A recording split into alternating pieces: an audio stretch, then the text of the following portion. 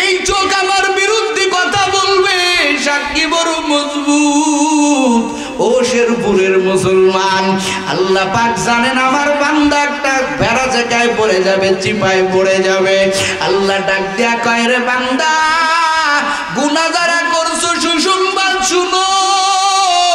কুল ইয়া ইবাদিয়াল্লাযীনা আসরাফু আলা আনফুসিহিম লা তাকনাতু মির রাহমাতিল্লাহ ইন্নাল্লাহা ইয়াগফিরুয যুনুবা জামিআ ইন্নাহু হুয়াল গফুরুর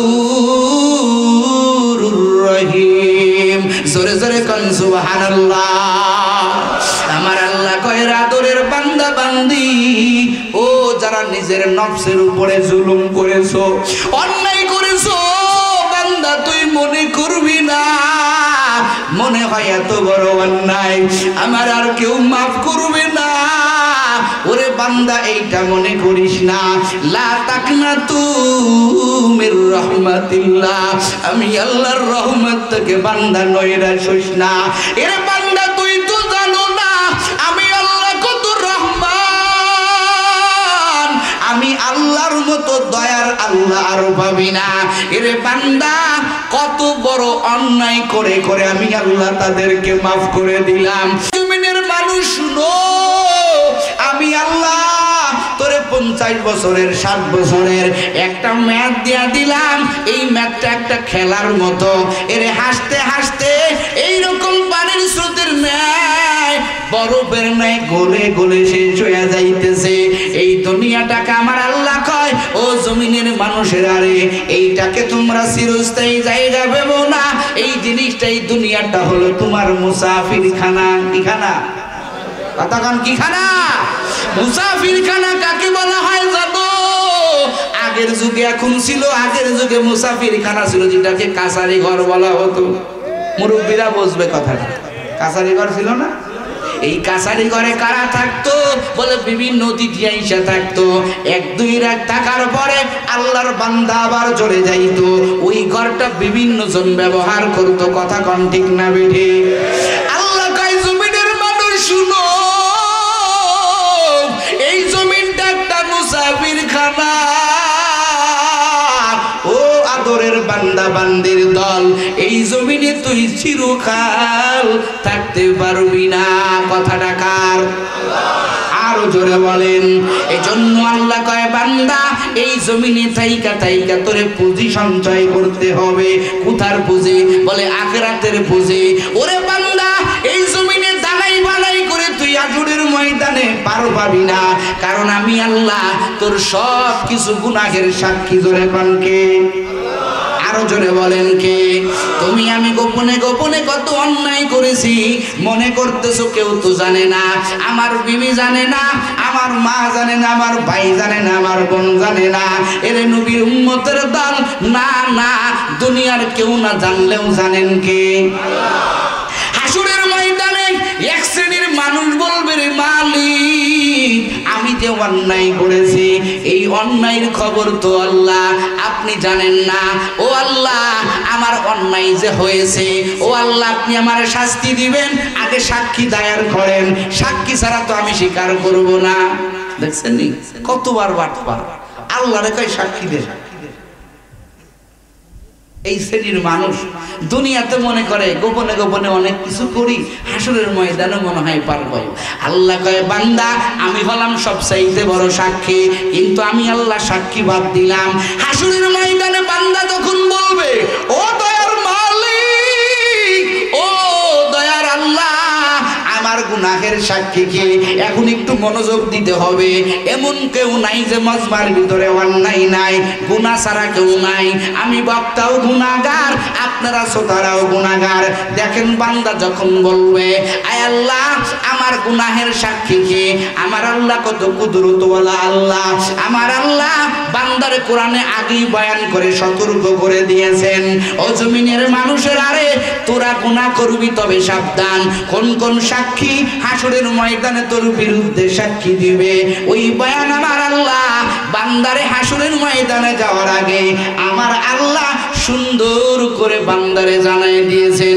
বলেন তো আল্লাহ পাক এই কাজটা করে দয়ার কাজ করেছেন না কঠোরতার কাজ করেছেন? আমার আল্লাহ আগেই জানাই দেয় রে বান্দা বান্দি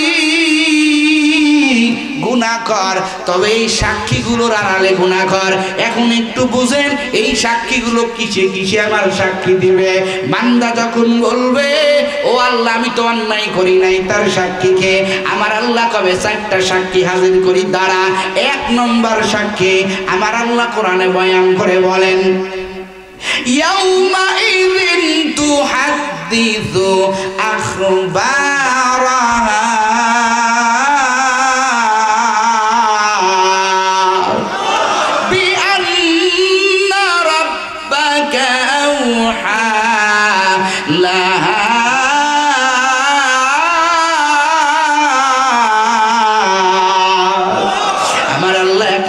সাক্ষী হাজির করবে। ও জমিনের মানুষেরা রে, যেই জমিনের উপর দিয়া তুমি চলাফেরা করেছো আমার আল্লাহ জমিনে ডাক দিবে। বলেন তো বাবা, যেখানে আপনি আমি অন্যায় করেছি আল্লাহর জমিন ছিল কি ছিল না? আরো জোরে কন। জমিনের জন্য এত বাহাদুরি করো রে মুমিন, আমার আল্লাহ হাসরের ময়দানে আমার আল্লাহ জমিনকে 1 নম্বর সাক্ষী মানবেন, জমিন হাজির করবেন। আমার আল্লাহ পাক বলবেন এরে জমিন তোর জবানটা খুলে দে।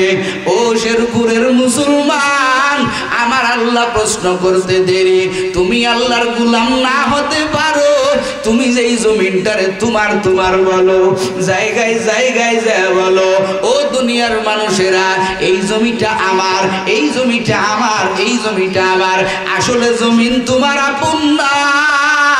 ওই হাসরের ময়দানে আমার আল্লাহর কথা শুনিয়া জমিন বলবে রে মালিক ও দয়ার আল্লাহ, তোমার বান্দা আমি জমিনের উপরে দাঁড়াইয়া এই এই অন্যায় করেছে। সঙ্গে সঙ্গে তোমার গুনার বিষয়টা ফাঁস হয়ে যাবে। বলেন তো জমিন যদি সাক্ষী দেয় আমাদের কোনো কথা আর থাকেনি? কথা কয়েন থাকেনি? জমিনের উপরে দাঁড়াই তো তুমি গুনাহ করেছো। আল্লাহ কয় বান্দা এখানেই শেষ না, তোর আরো সাক্ষী লাগবে, দাঁড়া আমি আল্লাহ হাজির করতেছি। আমার আল্লাহ আগাব বার্তা দিয়া বলে দেয় বনিয়াদম রে, সাবধানে গুনাহ করবি। ও বান্দা এই সাক্ষীগুলোর থেকে আড়ালে যাইয়া যদি গুনাহ করতে পারো তাহলে করিও। আপনারা যারা এখানে আছেন গুনাহ করতে যারা অভ্যস্ত আছেন, যাদের অভ্যাস আছে, আজকের থেকে বুঝবেন এই সাক্ষীগুলো আপনি আপনার কাছে আছে কিনা। আমার আল্লাহ 2 নম্বর সাক্ষী হাজির করবেন। আমার আল্লাহ কোরআনে আগাম মেসেজ দিয়ে দিয়েছেন। আল্লাহ কয় আল ইয়াউমা আকমালতু লাকুম দীনাকুম।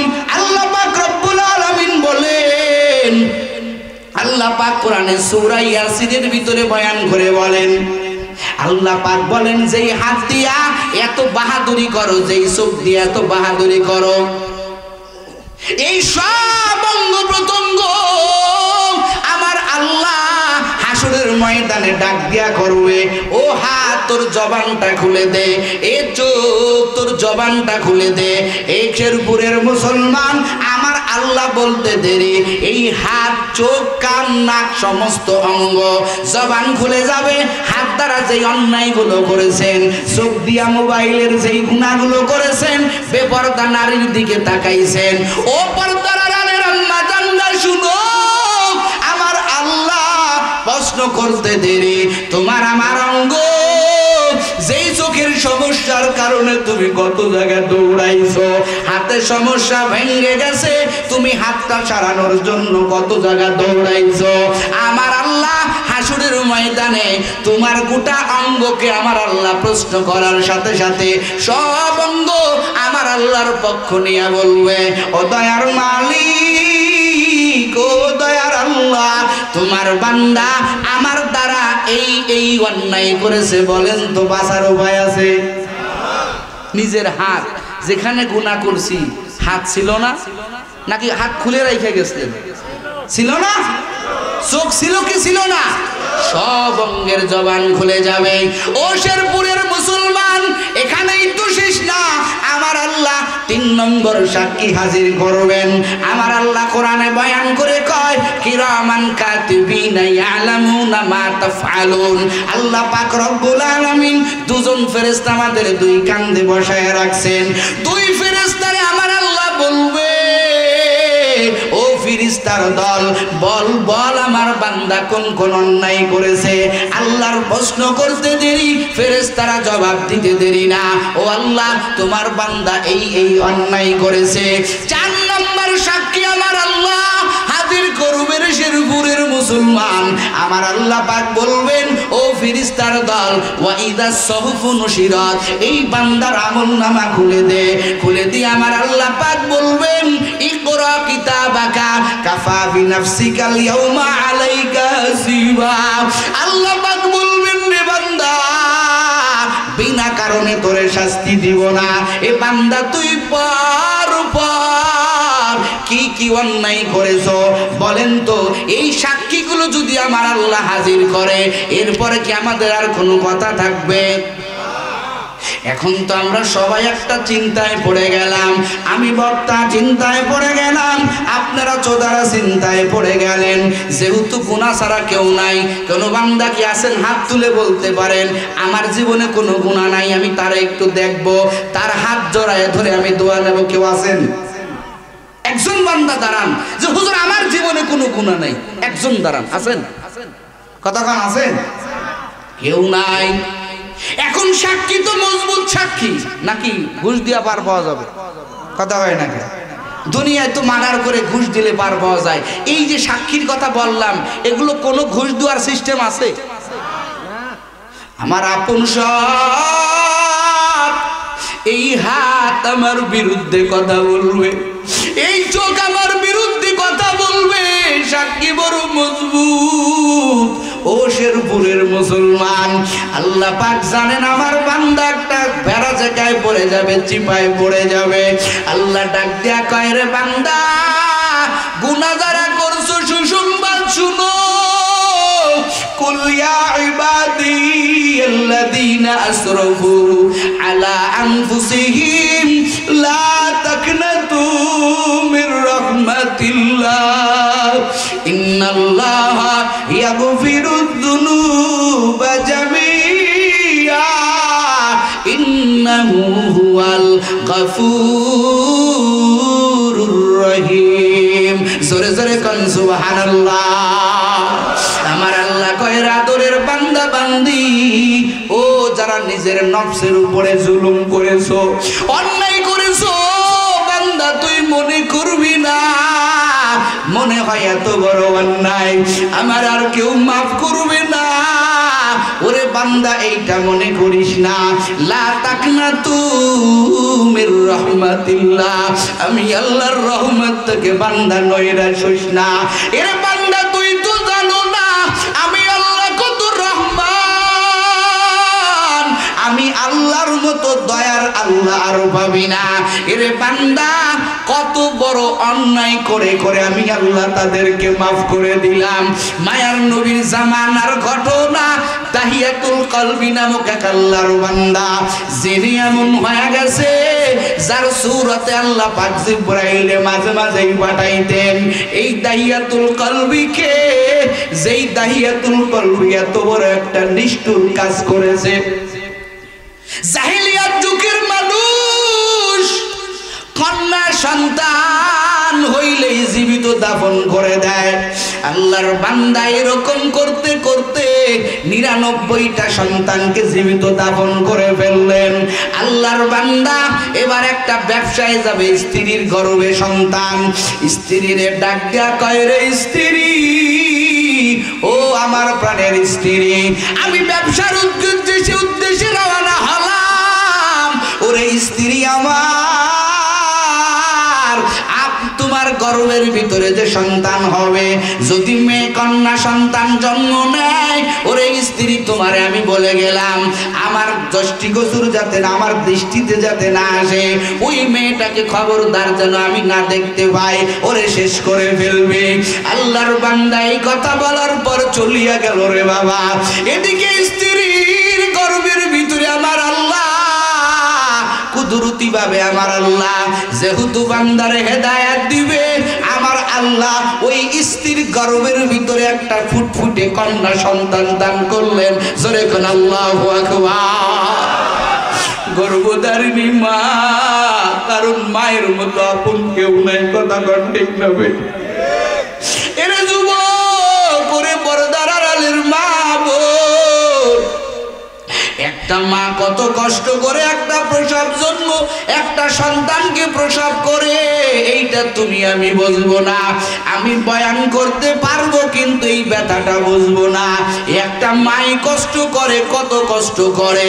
এর 2-3 কেজি একটা জিনিস আমার মা গর্ভে নিয়ে একদিন 2 দিন না, আমার মা দীর্ঘ 9টা মাস 10টা মাস আমার মা ঘোরাফেরা করে। কথা বলেন ঠিক না বেঠে? ওই মা কত মোহাব্বত নিয়া সন্তানটাকে গর্ভে নেয়। ওই আল্লাহর বান্দা দাহিয়াতুল কলবি স্ত্রী প্রসব করলেন সন্তান, এত সুন্দর একটা ফুটফুটে সন্তান জন্ম দিলেন। সন্তানের দিকে তাকাইয়া মা শুধু অজরে কান্না করে, এত সুন্দর কন্যা আমার। আর স্বামী আমারে বলল জীবিত দাফন করতে, মা পারে না। মা আদর দিয়ে দিয়ে দিয়ে সন্তানটাকে লালন করতে লাগলেন। সন্তানটা আস্তে আস্তে বড় হয়, সন্তান বড় হয় আর কথা বলতে শিখে যায়। মারে ডাক দেয়া কয়, মা তোমারে কত আম্মা কয়ে ডাক দেই। ও মা আমার খেলার সাথীরা কত আব্বা কয়ে ডাক দেয়। ও মা আমার আব্বা জান কই? আমার আব্বা জানকে কি আমি ডাকতে পারবো না? মা ডাক দেয়া কয়, রে কন্যা তোর বাবা ব্যবসার উদ্দেশ্যে গেছে, বাবা আসলে পরে ডাকবে। মাও সেই রকম বুদ্ধিমতী, সন্তানটারে শিকারী বানায়, বাবার বেশি আসক্ত বানায়। বলে তোর বাবা যখন আসবে দৌড়ায় আব্বু আব্বু কয়ে জড়ায় ধরবি। মা মনে মনে কল্পনা করে, আমার এত সুন্দর কন্যা যদি ওর আব্বুরে আব্বু কইয়া জড়ায়া ধরে, আমার মনে হয় ওর আব্বু ওরে জীবিত দাফন করতে পারবে না। দাহিয়াতুল কলবি ব্যবসার কাজ শেষ করে বাড়িতে আসছে। বাড়িতে ঢুকছে, মা ডাক দেয়া কয়, রে কন্যা ওই যে তাকাইয়া দেখ, এতদিন আব্বু আব্বু কইয়া যারে তালাশ করবো, ও আমার কলিজার টুকরা সন্তান, তাকাইয়া দেখ ওই যে তোর আব্বু বাড়ির ভিতরে। আরে মেয়েরা বাবার একটু বেশি মহব্বতের হয়, ঠিক কিনা বল? বাড়িতে যখন ঢুকি আমার 7 বছরের মেয়েটা আব্বু আব্বু কয়ে জড়ায় ধরে। বিভিন্ন জায়গায় মাহফিলে যাই, আমার মেয়েটা কত মোহাব্বতের বলে, আব্বু তুমি খাইছো নি? ঠিক মতো চলবা, ঠিক মতো খাবার খাবা। ছোটবেলা ওর মা শিখায় দিত, এখন আমার মেয়েটারে শিখায় দেওয়া লাগে না। এমনিতেই বলে আব্বু ঠিক মতো খাবার খাবা, ঠিক মতো ঘুমাইবা। কত তালিকা আমার ছোট মেয়েটা নেয়। দাহিয়াতুল কলবির ছোট মেয়ে দৌড়াইয়া পূর্ণিমার চাঁদর মতো আমার আল্লাহ চেহারাটা দান করছেন। আল্লাহু আকবার বলে। বাবা বাড়িতে ঢুকছে, ও শেরপুরের মুসলমান। আব্বু আব্বু কইয়া যায়, বাবার গলা টান যায় ধরছে। বাবা সন্তানের দিকে তাকাইয়া প্রশ্ন করার সুযোগ পাই নাই এটাকে। সন্তানের দিকে তাকাইছে, আব্বু ডাকটা শুনছে। দাহিয়াতুল কলবির ভিতরে এক ধরনের মহাব্বত তৈরি হয়েছে। বলেন না আল্লাহু আকবার। কিন্তু যখন স্ত্রীর একা পায়, স্ত্রীর ডাক দেয়া কয়, কি করলি? তোরে না আগেই বলছিলাম আমার এই মেয়েটাকে জীবিত রাখবি না। কি করছিস রে স্ত্রী? স্ত্রী কয়, স্বামী আমার, ও স্বামী আমার, এত সুন্দর কন্যা আমি তাকায়া সহ্য করতে পারি না। দাহিয়াতুল কলবি কয়, না না, আমি আমার ইচ্ছার বিরুদ্ধে যাব না। আমার যেই আদত, এই আদত আমি ভাঙতে পারবো না। যে করেই হোক আমি এই মেয়েটাকে সুকৌশলে ওরে আমি শেষ করবই। মায়ের সাথে মোহাব্বত নিয়ে কিছুদিন কাটানোর পরে দাহি দাহিয়াতুল কলবি ডাক দিয়া কয়, ওরে প্রাণের স্ত্রী আমার, মেয়েটারে সাজাইয়া দেও, ওরে একটু ওর নানু বাড়ি থেকে বেড়াইয়ে নিয়ে আসি। চলে বলে কৌশলে মেয়েটারে নিয়ে রওনা হলো। মেয়েটাও বড় খুশি, আব্বা জান রে পাইছে, আজকে মজা মেরে আব্বার সাথে বেড়াইতে যাবে। মেয়েটা আব্বার সাথে রওনা দিয়ে দিল। মেয়েটার নিয়া দাহিয়াতুল কলবি হাঁটতে শুরু করলো। দাহিয়াতুল কলবি আগে আগে হাঁটে, মেয়েটা পিছন থেকে যখন পিছনে পড়ে যায়, পিছন থেকে আব্বু আব্বু কয়া ডাক দেয়, ও আব্বু তুমি কেন আগে আগে চলে যাও, আমার নিয়ে যাও। দাহিয়াতুল কলবি আমার মায়ার নবীর কাছে ঘটনা বর্ণনা করে। দাহিয়াতুল কলবি বলে, রে নবী, আমার মেয়েটা আমার পিছন থেকে যে কতবার আব্বু আব্বু কয়া ডাকছে। কারণ আব্বু যদি বহুদিন পরে বাড়ি আসে, যেই বাবারা বিদেশ থাকে বহুদিন পরে যদি বাড়ি আসে, ওই বাবার ছায়াটাও দূরে যেতে দেয় না ছেলে মেয়ে। কথা কন ঠিক না বেটি? আরে ও শেরপুরের মুসলমান, মেয়েটা পিছন থেকে আব্বু আব্বু মাঝে মাঝে জড়ায় ধরে আর বলে, আব্বু আর কত দূর যাইবা?